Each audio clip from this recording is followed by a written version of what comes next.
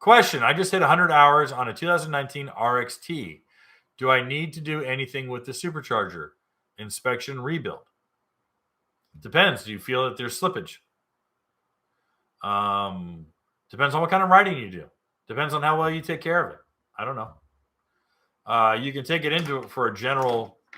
I mean, you could take it into a dealership and just have them do a general service, and they will check.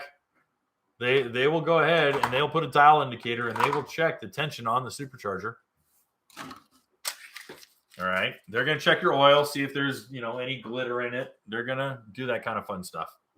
Hey guys, thanks for hanging out. This clip was taken from our weekly podcast that we record here every Sunday night at 8 p.m. Eastern Standard Time. If you want to watch the whole video, you can go to the Watercraft Journal's YouTube channel, go to playlists, and then click on live sessions. You're going to see it there. Otherwise, go ahead and leave a like, a comment, and definitely subscribe to the channel. It helps us grow. And again, thanks again for watching our videos, and we hope to see you soon.